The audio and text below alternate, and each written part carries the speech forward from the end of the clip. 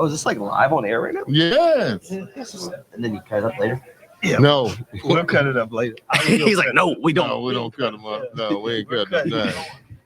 Yeah. Is this a clean show or? No. Okay. This is the BU. You don't even have to touch the mic, Rick. I don't. No. All you got to do The is producer talk. got you, man. All you got to do is It's not talk. better to have the mic up here. No, No, you no. good. Yeah, What if yeah. I want to lean back all the way here? We don't want you to lean back. Then they right No gonna fat fuss Joe. at you. Yeah. No fat Joe. Yeah. We want skinny Joe. Are you sure? Lean up.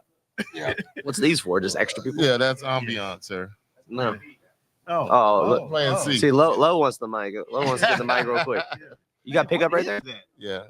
Oh, That's it. hers is cool, dude. It's like actually the dock is the charger. Okay. Oh wow, It's That's pretty real sick. I've comfort. never seen Yeah, that. that is. How many does it? 2 set? Yeah. Okay. Wow. All right. No more advertising. Yeah. So, Shop DJ. Well, it's an honor to finally sit down and I talk know, to right? the great Rick Webb. I mean, I'm sure everybody's seen a Rick Webb video or whatever. If but, not, you see my ad pop up. yeah. But go ahead and introduce yourself, sir. Tell us. DJ Rick Webb, otherwise Rick Webb. Rick Webber's real name. 1B. Everybody wants to put 2 B's, but it's funny. It's actually the better search term is 2 B's. We want to know like where I got started. Yeah. Yeah, just a little bit about you. I mean, Oh God, I started DJing when I was 15, which was 2011. Oh, Lord. 2000. Yeah. It's a lot of people started at 14. Matt started at 7. I started at 15, DJing a few. At 17, I was DJing 22 weddings a year plus. Wow. In Ohio. So, yeah. So that was kind of the start. Is my DJ experience started more in middle school, like getting exposed to it. And little to say I got into DJing because I was cocky and I was like the middle school DJs that were doing our dances and stuff. I'm like, you guys suck. I can totally do this better. So Did you have a cocky DJ name? What was no, your name? oh DJ Ricky Spitz with a Z. There it is. Yeah, I literally have a longboard from early on high school that I spray painted DJ Ricky Spitz on it, and then but the Rick Webb was kind of like the YouTube. The YouTube started after really took over kind of after high school. 2015. So I graduated high school in 2014. So 2015 is kind of when the YouTube started. So Okay. been doing that. This is year 10 now of YouTube for me. Oh, okay. Yeah. Consistently, which is fun. It's been a long journey. Yeah, it's been interesting and good. And consistency, man, because you've been in there, because there's been others that have been there and they've. Yeah, and I'm currently kind of. I shoot for 1 a week, and I would say right now the average is 1 every 2 to 3. But there's plans in the works to get that. Can I tell you a secret? Yeah. Shoot 2 or 3 at the time you're shooting a 1. And Oh, you yeah. got your 2 or 3. Well, right now the backlog problem is actually editing. So Oh. I hired an editor full time in 2018 to edit the videos because it was too taxing on my time. Yeah. And little to say during COVID and stuff like that, he took on TikTok because he is an editor and a producer himself. And he's blown up. He's got over 4 million on TikTok himself. Oh, So God. he's over the last, that built up into 21, 22. So over the last few years, 23, 24, he's been slowly trying to Get away from you. not really get away from me, but he's got brand deals and stuff, and he's got his own stuff going. And he's like, I will 100% edit because I've been there from the get-go to support him. But It's right time. now I'm looking to hire a full-time filmer editor. Rick Webb Or needs just a me. full-time video editor if you know somebody. Oh, we got applicants right now. I mean, you could still approach me afterwards if all these applicants fall through, but I got 19 people right now in the funnel that we're gonna put forward to a group interview. Okay. All We right. got a whole process for Yeah. it. It's fun. So what made you get into the lighting thing, or what made you guys The start? lighting. It's just a happy coincidence, to be honest. It's so I worked with brands like ADJ and Chave originally on the YouTube side of things. Back when I started, and then when I moved to North Carolina, Joe Bunn's over there, and I went over to his office, linked up because I was just starting, and he showed me all these uplights. I was like, oh damn, these look well, you got Chave, that's a lot of money here. He's like, no, these are both lighting.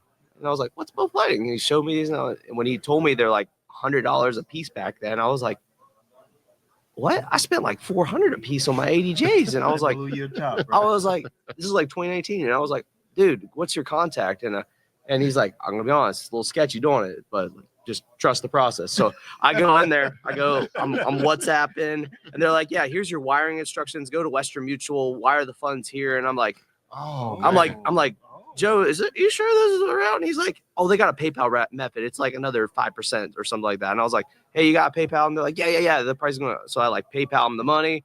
And then like, it's like history. Time goes by, right? It's like been 2 weeks. I'm like, where's the practice? But that was like the experience. And like, then they just showed up randomly. DHL, I bought like 24 at once at the start with. And COVID hit at that time. I literally got the delivery April of 2020. Oh, wow. So, I had the product, and then we started conveniently in North Carolina. We did some gigs, and I was just using them kind of in the background. Mm-hmm. And I would occasionally mention, these are my new both lighting up lights and stuff. And I went to, what was it? This is the happy coincidence. I filmed the full review video of those new lights, filmed it. My editor's editing it. I got the edit back. I get a message like the day before we're about to post the video from my contact Cheryl over at Both Lighting. She's like, hey, we've been getting a lot of people saying your name from videos and stuff. Would you like to set up an affiliate commission or a dealership like route? So she's like, we'll give you $2 per light you sell, or you could set up your own dealership. You could become our only U.S. dealer that exists in America right now, and you can basically run your own business. And I was like, I love business, and this sounds like a great opportunity. I'm like, let's try it out. And the rest is kind of history from there. There's a lot of learning along the way because, I started it based on my experience in running a DJ company. So it was kind of like you need lights, just shoot me an email and I send you an invoice back, just like you. It would be like a wedding. Mm-hmm. And then I started working with a business coach, and she's like, you don't have a website? I'm like, no. What's a website? It's like, well, any other company, you go to the website and purchase it. I'm like, yeah, but like we're selling like the product and stuff, and it's cheaper, and I don't want to piss off the big brands and stuff. And she's like, just do it. So like you're providing value, and like talk me through it. So we launched that website, and that literally tripled our company overnight. Oh wow! Just making it easy for people. That's the theme of, if Marcellus didn't say earlier, making lighting easy. No, he didn't give us that. Marcellus slipped on that. Yeah, but he gave us. That's the vision of the company. Making it easy. Okay. The vision of the company is making lighting easy.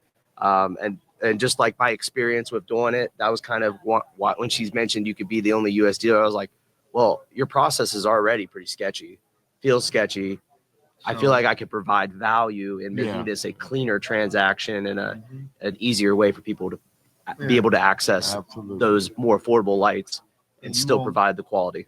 And you won't give them an excuse not to do it. You give them every reason possible to do it based on the product they see and the process that it takes to get the product. Exactly. And it's also just the backing, supporting them that just like ADJ or Chave or some of these bigger brands, we strive to deliver that same customer service, just providing a more affordable product.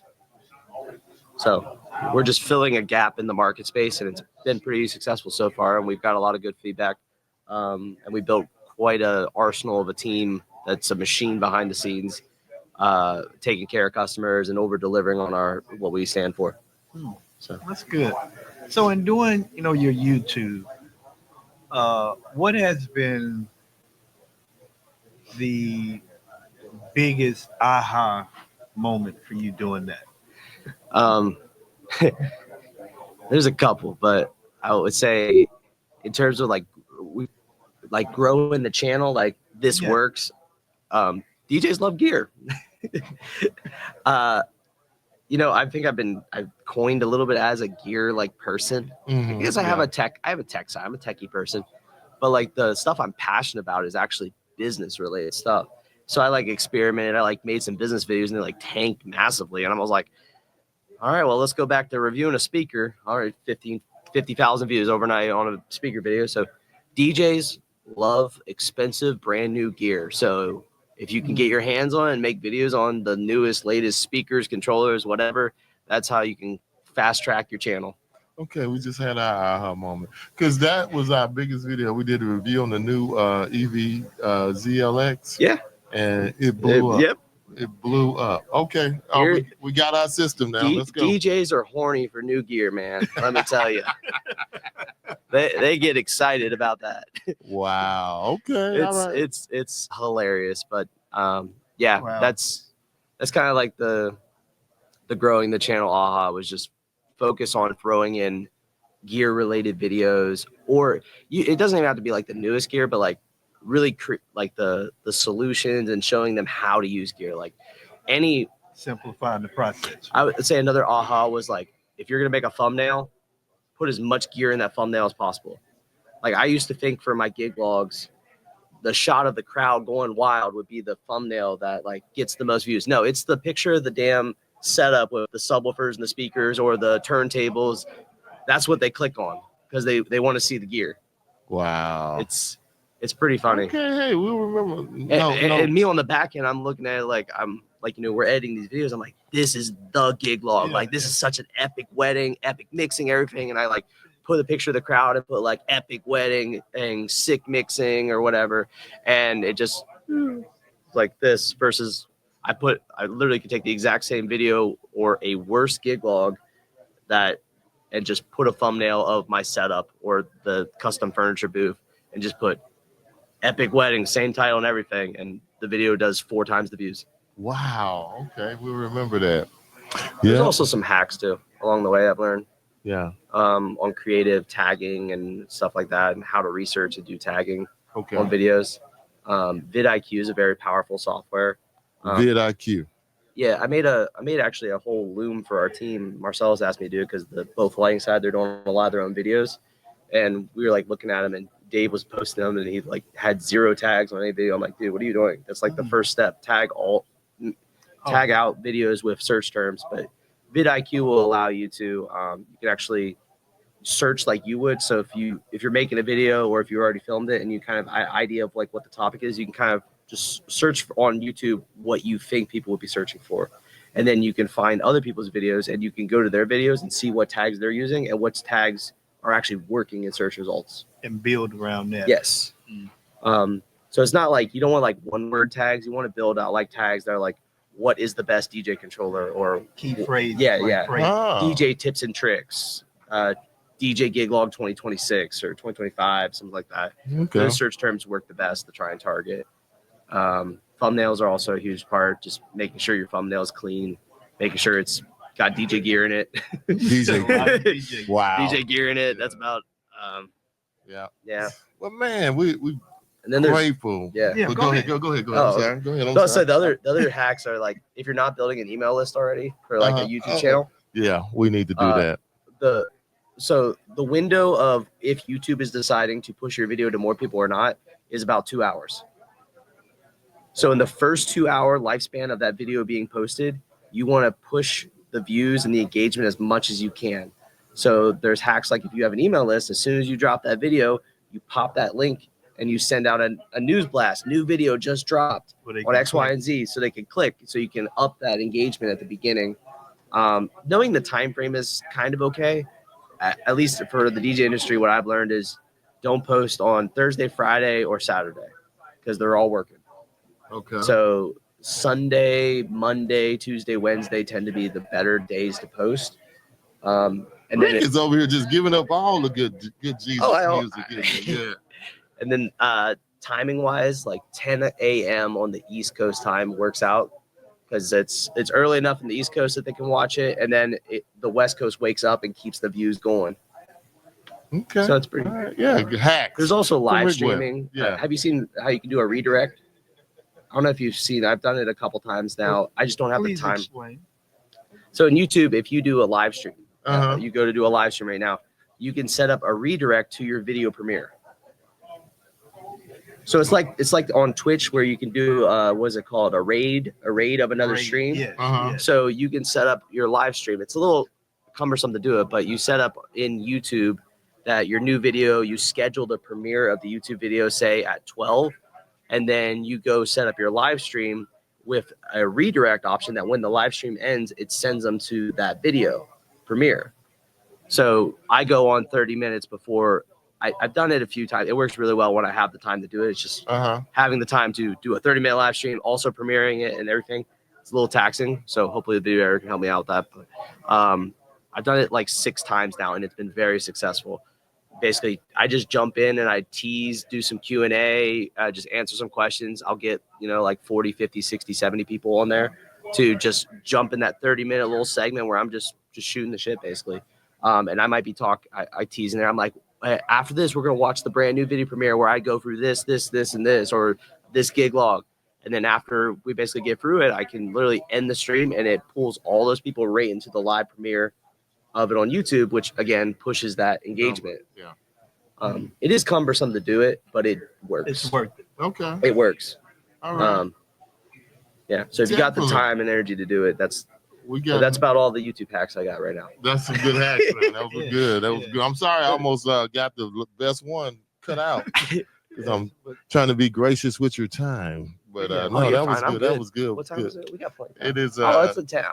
I'm good until 2:00. You speaking at 2? No, I got a flight. I got to go back. I got to get back for production on the DJ side of the company. And you're doing more production now too, huh? Yes, we launched. So my company is Fusion Sound Lighting. We've been wedding, school dance focused forever, and we jumped into corporate last year. We were going to do it, but then we got the opportunity to be in-house for a pretty sizable venue. And there was another production company getting out of it in the industry that was like, literally, it was like the week of my wedding. He like called me. He's like, "Hey, we've worked with you a few times to do lighting gigs, and I like the way you run your company. And we're trying to get out of doing any corporate events under $100,000. So I'd like to refer your company." And I'm like, "You're doing what?" I was like, he's like, "Yeah, you guys got like screens, TVs." I'm like, "I can get them." Like, what are we talking here? And he's like, "Well, we got this in-house contract, and it's worth 6 figures." And I'm like, a year. And I'm like, "Okay, what do I need to get?" He's like, "You need to probably buy 6 figures worth of gear." I'm like, "Okay, let's go to the bank. Let's figure this out." So we launched corporate last year, did a little under like 100. It was right around $100,000, but we've already done that this year. Wow. We're expecting to do 3x that this year. Wow. Man, congratulations. It's like we're looking at here. It's a crazy. It's Yeah, a whole new realm, yeah. and I feel like every day when I'm talking to someone in production, whether it's Chris's team here, etc., I hear a new term, a new word, a new thing, and I'm like, "Oh, I guess I gotta go research that now." Yeah. Mm-hmm. Yeah. Yeah. And we know the producer has come and done some stuff with you. Yeah. A-Rock. Yeah, A-Rock is a good friend back in college. So yeah. He's got all the video stuff clearly here, and yeah. that's the one element we really haven't expanded into, so we just outsource it. We're only doing video, like live streaming stuff right now. Like last year, I think we did 3 events. This year, we're gonna do like 6. So it's not at the right amount that it makes sense to invest in it just yet. But I can understand. Because doing this podcast things seem like, okay, what do we invest in next? Yeah. You just got to figure out the best thing. But man, the great Wick Webb has joined us, y'all. Jumped on the show. Yeah. We about to have the great Cedric. Yeah. So but no, we appreciate you, absolutely, man. It's always an honor to see you. And A-Rock speaks so highly of you. We knew you before we knew you. Yeah, I'm just kidding. He tells about. he tells us about everybody he loves. Yeah, that's awesome. Yeah, and y'all went to school together. So yeah. So he wasn't in school when I was there. Oh, he was just running around being he was just a business owner, man. He was a mover and shaker. Yeah, he's still doing the same thing. I met up with him, and he liked me, and he's like, "I can introduce you to the university to get some stuff going." I was like, "Okay, let's do it." Yeah. So he's a mover and shaker. Yeah. Oh, he's a mover and shaker, man. That's for sure. Yeah. But thank you, brother. Absolutely, it was great. We wish you continued All right, success. Rick. All right. Absolutely. Yeah, Mike, hold it down. Keep building.